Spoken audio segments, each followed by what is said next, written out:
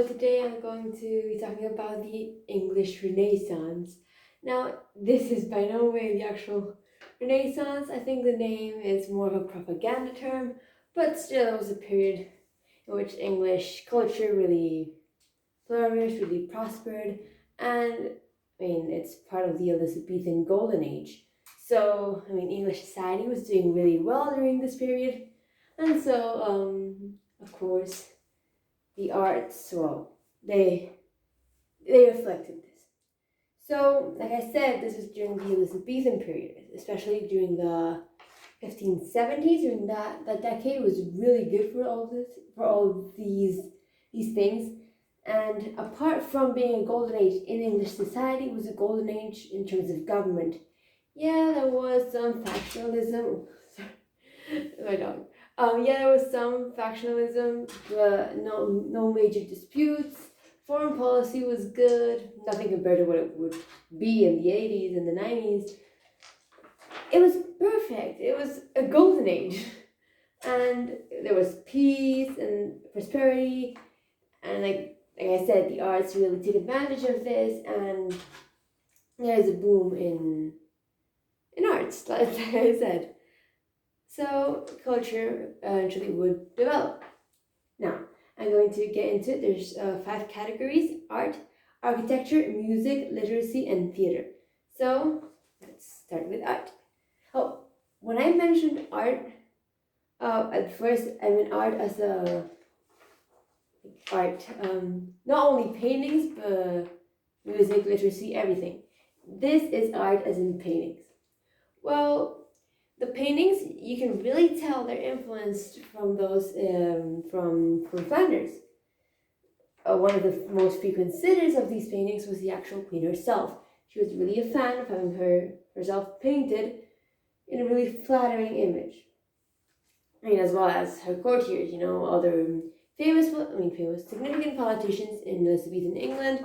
They also sat for portraits, and especially ones that were really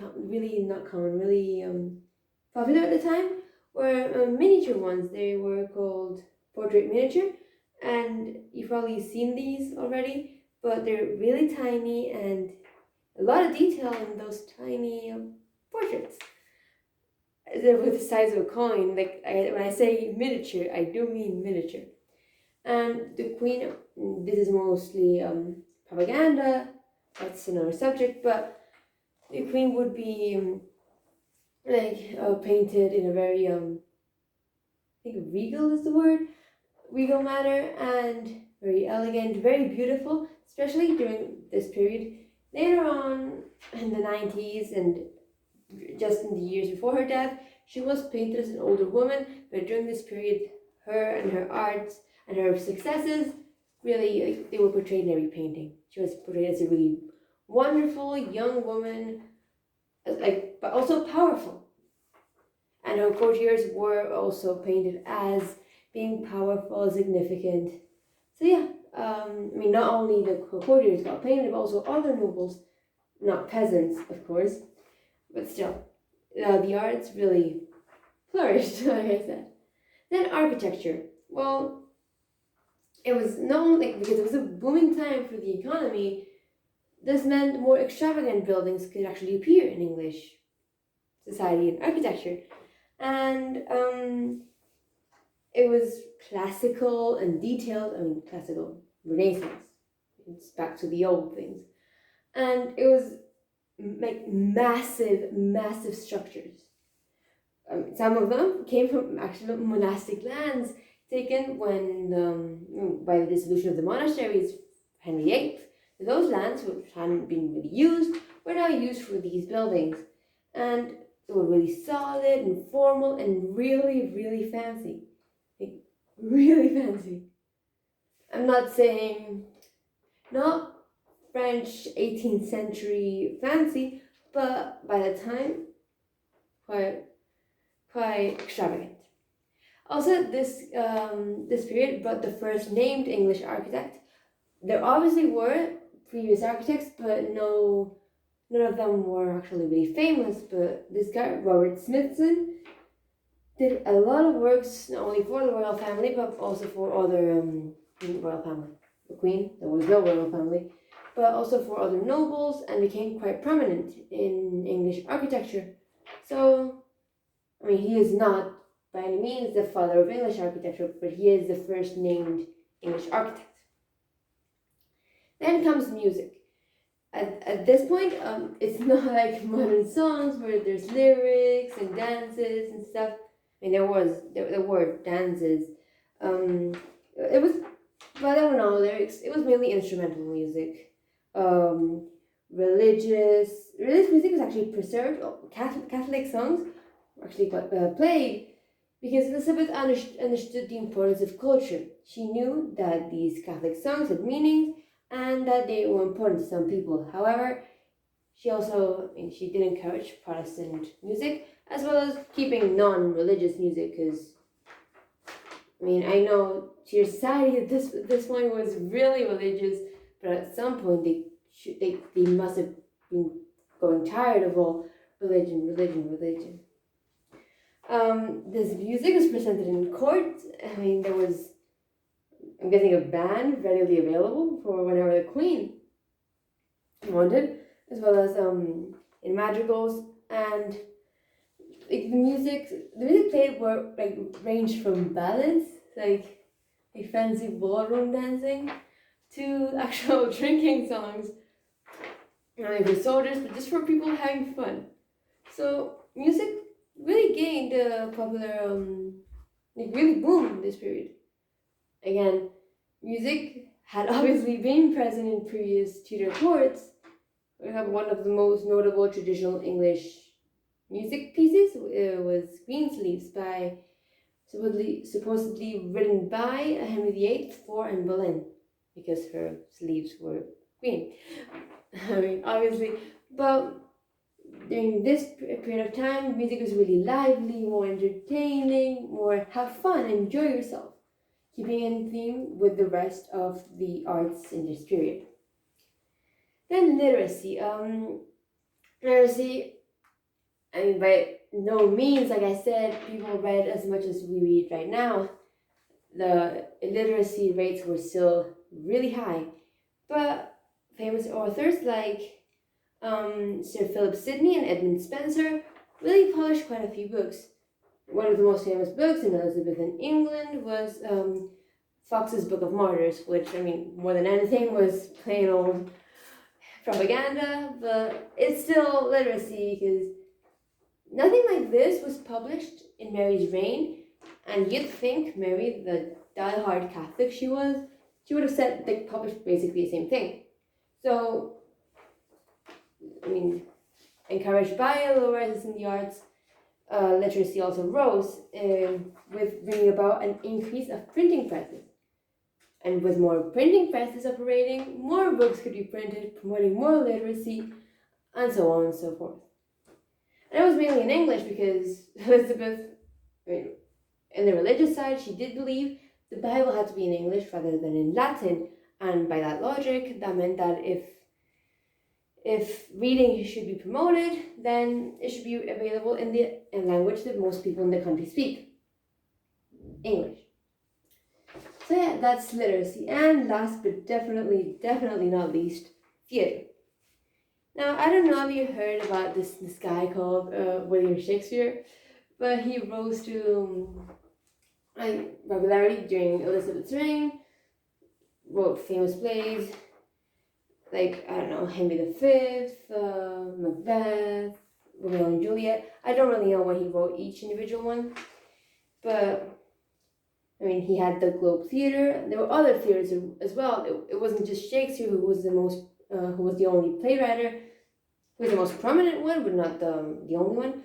And actually, it was another theatre called the Curtain Theatre. And eventually, these were kind of temporary, but eventually a permanent theatre opened up called the Red Lion.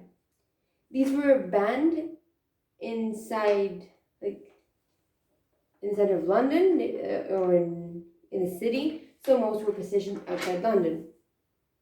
And if you go to London today, the center would be would be Buckingham Palace, I think. I don't know if Buckingham Palace was there at the time, but yeah, the Globe is located in what is now considered central London, but back then it wouldn't be considered central London, it would still be at the outside.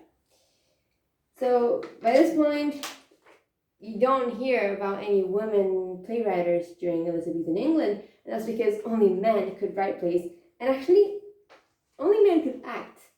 And you'd think, okay, yeah, right. And who would play the women in these plays? Men in wigs.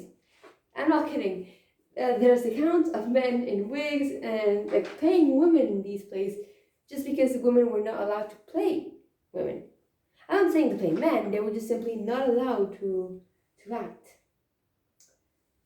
I mean, some female roles, most of them were played by young adolescents who still had the high-pitched voice and had a smooth skin and could pretend to be women. No, you wouldn't see a 50-year-old man pretending to be a woman. Well, during the plague, because during Elizabeth there were a few outbreaks of plague, these were closed, but they were eventually opened up again. And it wasn't. Nowadays, to make it as an actor, it's really hard, and most get paid really little unless they make it to Hollywood, and then they're rich. At this point, all actors were self-made. There were no acting companies, agencies. There was nothing like that, and there was very low pay for both actors and writers, with most writers being paid around £6 to £8 per play. Per play, like not per book sold, per play. And that's why there's a lot of plays during this period, because writers needed to get paid, and so they made more. And yeah, that is the English Renaissance. Like I said, it's not a huge Renaissance like, I don't know, like in France and Italy. No, it's more of a cultural golden age in English propaganda. It's been called the English Renaissance, but again, just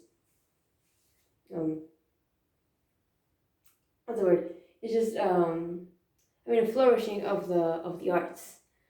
These were all like, yeah, it was culture and everything, but also kind of propaganda towards the queen, like portraying her and her image as a really strong monarch. For example, Henry V, I do believe, played by Shakespeare, I do believe Britain during the Elizabethan period portrayed the king at the time really strong and really powerful. And it did not reflect Elizabeth herself, but it did reflect the monarch.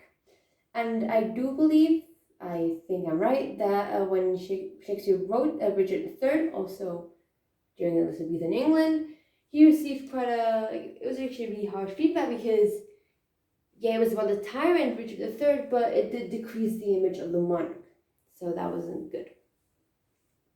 If you wanted to be successful in Elizabethan English culture, you needed to